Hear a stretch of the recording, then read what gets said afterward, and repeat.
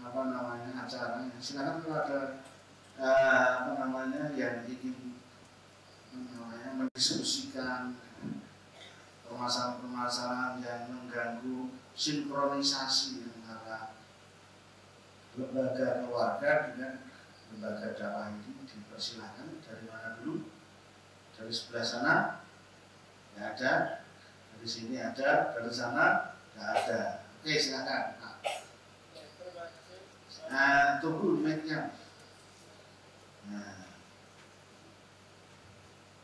ini ada yang merangkum nggak? Nggak ada. Ya, kenalkan Eka dari BMT Pusat tadi. Ya, ini berbicara tadi yang disampaikan Ustadz kaitannya dengan sinkronisasi. Ya, memang harus sinkron ya antara istri dan suami. Ini langsung aja. Seperti proses seperti ini kan mestinya ustadzah atau yang wanita kan harus punya izin suami. Nah, ini yang sering di kami ketika di BNT ya, ada kegiatan yang harus mungkin warga lembaga itu harus mungkin inap.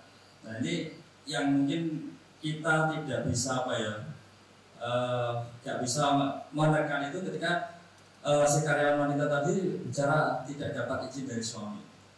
Nah, ini tip-tipnya apa yang harus kita kita putuskan itu bagaimana? Satu, dengan ayat ini berarti boleh ya mukul istri itu boleh. Kata surat An-Nisa 34 itu batasannya bagaimana? Tergantung. Ya, itu pertanyaannya. Ya, oke, pemukul ya. Nanti kita jawab di akhir ya. Iya. Ya.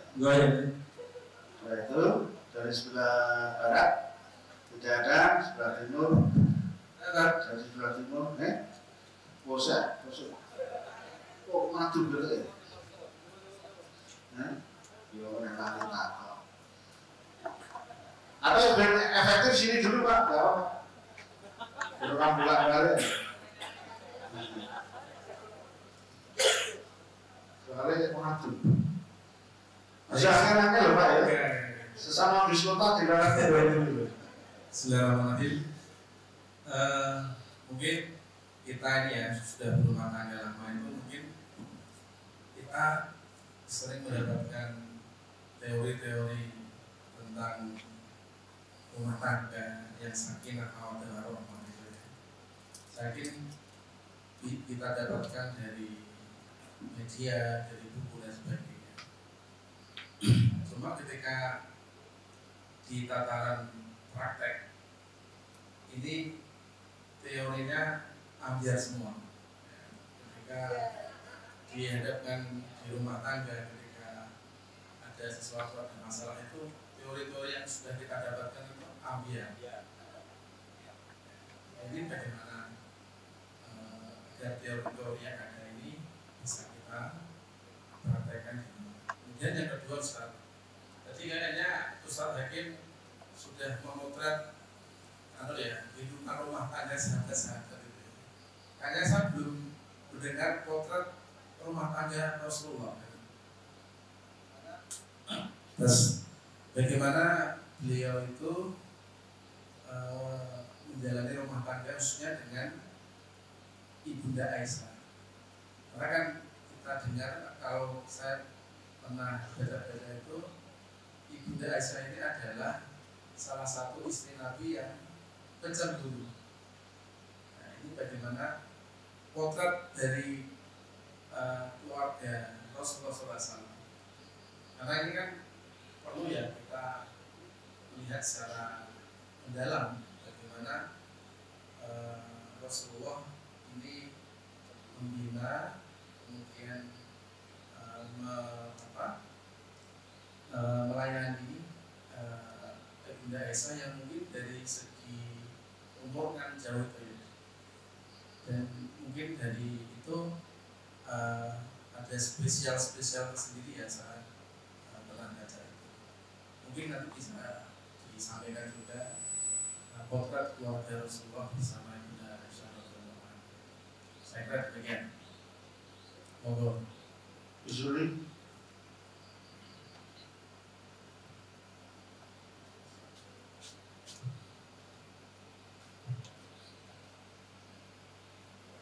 Jazakumullah atas kesempatannya Ustaz.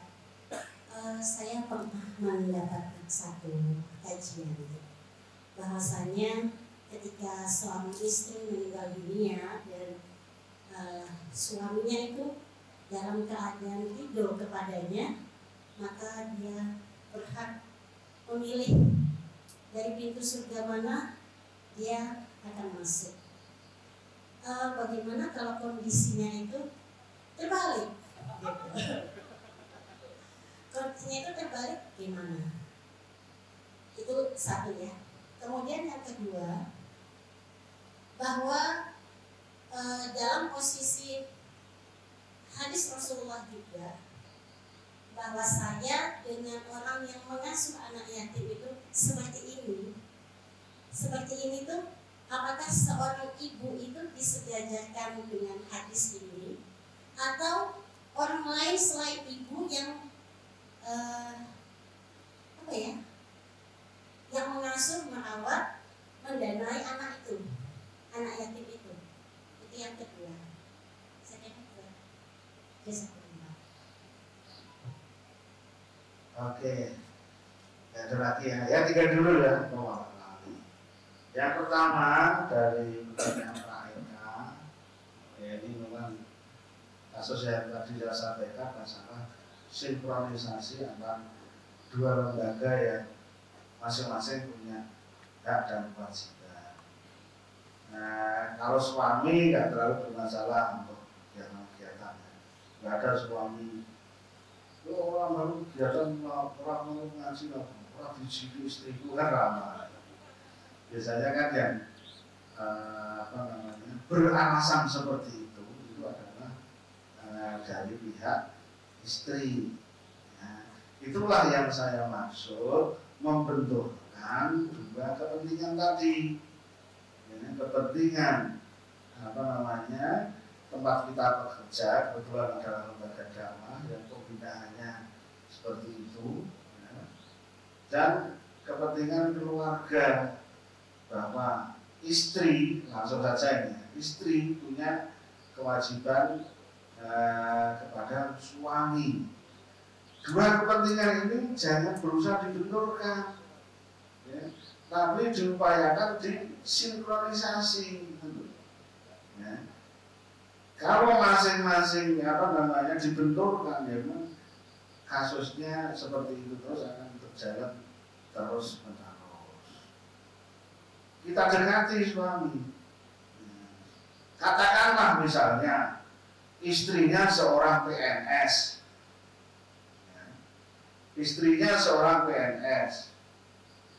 Kemudian ada misalnya yang punya istri PNS siapa? Tidak ada ya? Pak Tresno. Istrinya mengikuti sertijab selama 2 minggu. Itu kira-kira diizinkan apa tidak? Butuh izin suami apa tidak? Dunia kerja ya begitu, sama dengan kita, lembaga pendidikan, ya, lembaga dakwah, yang model pembinaannya ya seperti ini. Nanti ada kewajiban tiket. Ya memang seperti itu. Sebagaimana seorang istri yang menjadi PNS, nanti ada aturan piket, ada aturan lembur, ya, lembur hari raya, itu di luar sana ya ada. Ada enggak wanita-wanita yang kedapatan sip piket hari raya? Suaminya mengizinkan pada. Nah, ini yang harus kita dekati suami. Kita jelaskan. Dunia kerja yang begitu. Kalau mengizinkan istrinya kerja di sebuah lembaga, ya harus tunduk dan patuh pada aturan-aturan lembaga. Itu konsekuensinya. Ya. Tidak kok mengizinkan mengajar sebagai ustadzah, tapi dilarang tiket misalnya, atau dilarang ponsel, dilarang pembinaan yang dengan model etika. Ini gak fair. Suami seperti ini gak fair. Apakah harus ditabrak? Ya tidak. Didekati baik-baik, ya. Dilibatkan dalam kegiatan kita. Makanya yang paling bagus itu adalah menggalakkan pengajian suami istri, ustadz dan ustadzah. Itu harus diupayakan, ya. Biar ada wadah, ya. Biar ada wadah untuk mereka bersosialisasi, ya, semakin mengenal lembaga dan ya, karena ibarat tak kenal maka sebelum pandemi itu di BMP ada acara sangat bagus, Anjang Sana. Itu adalah bagian dari mengenalkan suami istri karyawan itu dengan lembaga. Dengan cara seperti itu biar terkikis, terjadi sinkronisasi antara lembaga yang bernama keluarga dan lembaga yang bergerak di bidang dakwah ini, baik dakwah di sekolah maupun dakwah di keuangan syariah. Jangan berusaha dibenturkan, ya. Tapi penyakit ini itu kita data. Kira-kira potensinya ada berapa orang kok yang begini? Paling kan ada 1-2 kan, tidak pernah bersosialisasi, tidak pernah ikut ngaji, paling kan begitu. Nah itu kita atasi dengan didikan tadi istrinya lah yang bertugas menjelaskan bahwa di dunia kerja itu kan nggak bisa dihindari adanya pembinaan, nginep, tiket, shift malam, itu di mana-mana ada. Bahkan non PNS pun ada di perusahaan-perusahaan non PNS. Ada. Kenapa di sana boleh, di sini nggak boleh? Ini nggak fair. Maka lebih baik hal seperti ini itu disinkronisasi, diajak dialog. Logikanya itu dibuka. Biasanya orang menunggu sih orang tahu sobo ini atur titik. Ngomong ini. Jadi nama cara saya ate itu dilarang. Tapi kalau PNS tiket lebaran itu gak dipermasalahkan bagi dia. Nah ini barangkali seperti itu Pak, ya, itu didata seperti itu, kemudian diadakan sinkronisasi, terus kegiatannya berupa apa? Ngaji Anjang Sana itu bagus, tapi ya harus ditingkatkan. Kalau bisa malah suami istri ustadz dan ustadzah itu ngaji seminggu sekali, kalau bisa. Kalau nggak bisa cukup dengan Anjang Sana itu, saya kira paling bagus gitu ya. Karena saya lihat sendiri ya, di BNT, ya, karena saya biasanya sering ikut gitu ya, kalau pas bisa ikut. Nah itu kok ada efeknya. Gitu ya Pak Eka ya. Jangan sampai pendekatan kita membenturkan. Itu harus beriringan. Caranya bagaimana ya?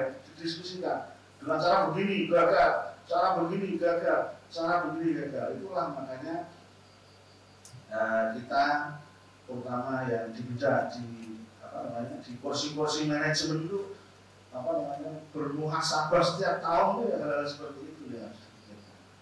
Kemudian yang kedua, masalah mengukur istri boleh apa tidak, ini juga tergantung, bukan mutlak, bukan boleh mutlak. Bolehnya itu adalah li'ajril qawam, seperti di surat itu tadi, Ar-Rijalu qawwamuna 'alan nisa. Qawam apa? Meluruskan. Boleh mengukur istri kalau untuk meluruskan, istrinya sedang bengkok diluruskan. Bengkok kalau misalnya menyimpang dari syariat, ya. Bengkok tadi yang kita bahas. Kalau memukul dalam rangka emosi itu tidak boleh tadi. Memukul bagian manapun kalau tujuannya hanya meluapkan emosi itu tidak boleh. Bolehnya memukul istri itu adalah qawam. untuk meluruskan, dari ngandani apabila bengkok. Dan syarat kedua adalah durban goyro baris, dengan pukulan-pukulan yang sekiranya tidak melukai, tapi memang mukulnya itu lil kolam, ya, untuk meluruskan itu si istri yang sedang bengkok, bukan karena emosi. Ya, itu boleh, tapi ya minimal syaratnya dua itu. Nanti akan dijelaskan oleh Ustadz Syekh Al-Alamah Almarhum, ya, Abdul Hakim rahmatullah, mengenai asbabun nuzul dari ar-rijalu qawwamuna 'ala nisa. Itu dari situ. Itu nanti asbabun nuzulnya bagaimana, nanti Pak Eka bisa menyimpulkan sendiri. Ya, bahwa yang dimaksud di situ apa? Ya, ar-rijalu qawwamuna 'ala nisa. Ya, kalau di luar Quran nggak boleh. Ya. Di luar untuk meluruskan suami tidak boleh. Boleh, nanti akan dipisah. Ya. Kemudian Pak Eka sudah dua ya, tapi nanti masih ada PR, nanti akan dijelaskan oleh Ustaz Hakim asbabun nuzulnya, ya, kenapa kok muncul ayat An-Nisa tadi. Dan yang kedua dari Ustaz Ahyar mengenai amjarnya teori-teori yang sering kita dapatkan. Ya. Itu kenapa? Jadi kalau menurut saya intinya ya ada dua itu tadi. Yang pertama adalah masalah pendekatan. Masalah pendekatannya adalah pendekatan membenturkan. Konflik antara suami istri mesti konfliknya itu membenturkan. Ya, mereka menuntut hak masing-masing. Ya. Bukan seperti tadi konsep kita di awal, mendahulukan kewajiban. Kalau konsepnya mendahulukan kewajiban, wah pasti adem-adem saja. Kenapa kita sering mendapatkan ceramah setiap orang manten mesti ono samawa, sakinah, mawaddah, warohmah, cuma orang semua.